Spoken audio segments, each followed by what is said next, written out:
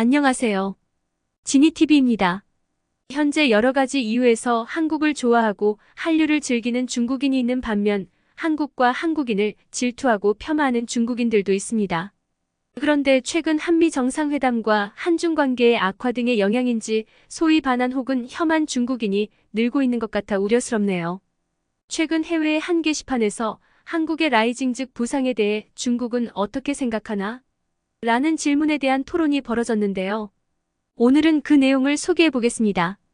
먼저 중국인으로 보이는 한 네티즌이 굉장히 도발적인 견해를 발표했습니다. 중국은 남한이 부상하는 나라라고 생각하지 않는다. 미국이 남한의 군사, 정치, 경제를 컨트롤하고 있다. 따라서 남한은 미국의 사냥개에 불과하다. 이렇게요. 심지어 이런 사진까지 붙였습니다. 이 네티즌은 여기에 그치지 않고 자신의 삐뚤어진 생각을 더욱 펼쳐나갔습니다. 남한은 미국이 중국을 봉쇄하는 도구이다. 이 도구는 굉장히 발전해 있지만 그래도 도구에 불과하다. 남한은 제1열도선의 중요한 일부이지만 중국은 결국 제1열도선을 박차고 나갈 것이다.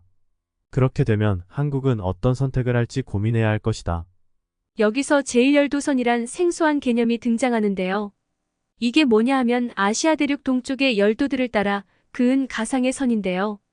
이 선이 전략적으로 중국이 해상에서 미국의 공격을 방어하는 최후의 지점이란 겁니다.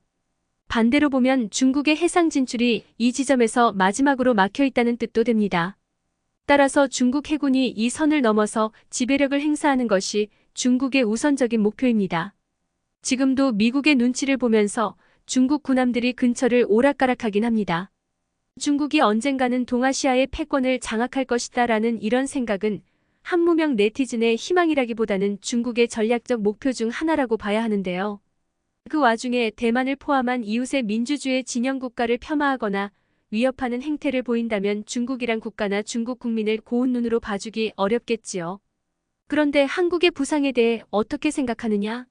라는 질문에 한국은 부상한다고 생각하지 않는다. 중국이 언젠가는 동아시아의 해상 패권을 장악할 것이다. 라는 대답은 조금 포인트가 어긋나 있지 않습니까? 그래서 그런지 다른 네티즌이 반론성 댓글을 달았습니다. 이렇게요.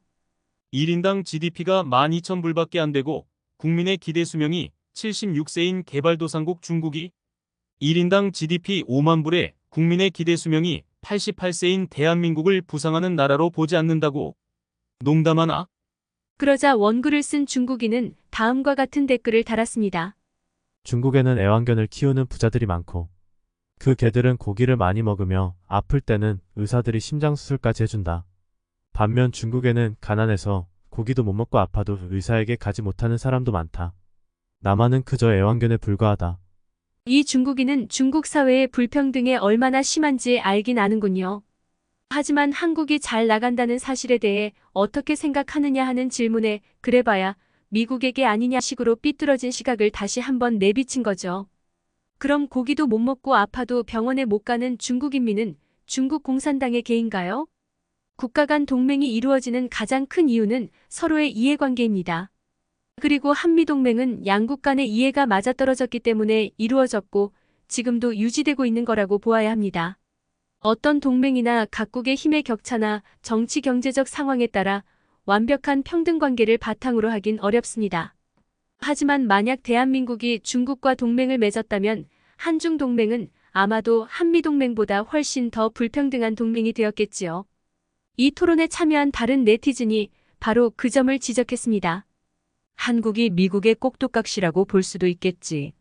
하지만 역사적으로 보면 중국의 꼭두각시가 될 수도 있었잖아. 그랬다면 지금보다 훨씬 더 못 살았을걸. 중국과 소련의 비호를 받던 북한이 어떻게 되었는지를 보면 자명한 것 같습니다. 하지만 삐뚤어진 중국인은 여전히 자신의 주장을 굽히지 않더군요. 2차 대전 직후라면 미국을 선택하는 게 맞겠지. 하지만 지금 선택할 미래를 보라고. 지금 선택하라고 해도 여전히 미국을 선택하는 게 맞지 않을까요? 물론 중국은 이웃국가이고 한중 교역량도 굉장히 많은 만큼 중국을 버릴 수는 없지만 지니TV 운영자는 미중 중에 하나만 선택하라면 아직도 미국이라고 생각합니다. 이어서 다른 네티즌이 다음과 같은 댓글을 달았습니다. 만약 한국이 미국 대신 중국을 선택했다면 지금 중국 본토인들보다 더 못 살고 있을걸. 그리고 미국과 손잡았다고 다들 잘 사는 건 아니지만 미국의 군사적 도움 덕분에 안정을 유지한 건 맞다고 봐. 또 다른 네티즌은 이렇게 말했습니다. 아저씨가 개들을 데리고 다니는 사진 멋지네. 거기에 표현된 나라들은 하나같이 시민들이 자유롭게 민주주의를 누리는 나라들 아닌가. 중국 본토 사람은 저런 나라들이 싫은가 봐. 저 나라들은 미국의 가신들이 아니라 독재와 억압에 맞서 싸우려고 힘을 합친 자유로운 나라들이야. 네가 북한이 남한보다 더 좋은 나라라고 생각한다면 여권 챙겨서 직접 한번 가봐. 키보드 위에서만 애국심을 발휘하는 키보드 워리어 짓은 그만하고. 전곡을 찌르는 댓글이었습니다. 그러자 또 다른 네티즌이 대못을 박더군요. 귀여운 녀석. 누가 니들같이 뭐든 먹어치우는 저열한 놈들을 좋아하겠니? 중국이 우리의 갇힌 개처럼 세계인들로부터 외면당한 이유가 뭐라고 생각해? 니들은 평소 매너가 나빠서 왕따 당한 친구 같은 거야. 아무리 중국 공산당에서 나눠주는 선전물을 여기 늘어놓아도 그 사실은 바뀌지 않아. 너무 직설적으로 말해서 미안혀. 지니TV에서 관찰한 결과 이 정도에서 토론이 마무리되었는데요. 몇 년 전부터 중국에는 애국주의 열풍이 거세고 이를 분노 청년 혹은 소분홍이라 불리는 젊은이들이 주도한다는 소식이 있었습니다. 이들은 특히 인터넷상에서 활동하면서 국수주의적인 견해를 퍼뜨리고 내국인 외국인 할 것 없이 조금이라도 중국인의 비위에 거슬리는 행동이나 언사를 하면 집단적으로 거센 항의를 하는 것으로 유명해졌습니다. 이들은 심지어 올림픽 등 국제대회에서 중국 선수가 금메달을 따지 못하면 애국심이 없다고 비판하기도 했지요. 방탄소년단도 이들의 희생양이 되었습니다. 방탄소년단이 6.25 전쟁 당시 활약한 장군 벤 플리트의 이름을 딴 벤 플리트상을 수상하면서 언급한 내용에 대해 중국의 애국주의 청년들은 이것이 중국 모욕이라고 과잉 반응을 한 거죠. 지니TV 운영자는 중국에서 이렇게 애국주의 열풍이 거세다는 말은 들었지만 영어로 토론이 이루어지는 해외 게시판에서도 중국 네티즌들이 열성적으로 자국의 입장과 정책을 옹호하는 글을 쓸 줄은 몰랐습니다. 하여간 우리는 일부 중국인들의 과도한 애국주의와 중국이란 나라 자체의 패권주의 모두를 경계해야 할 때라고 생각합니다. 오늘은 여기까지입니다. 감사합니다. 지니TV입니다. 재미있게 보셨으면 구독과 좋아요 부탁드립니다.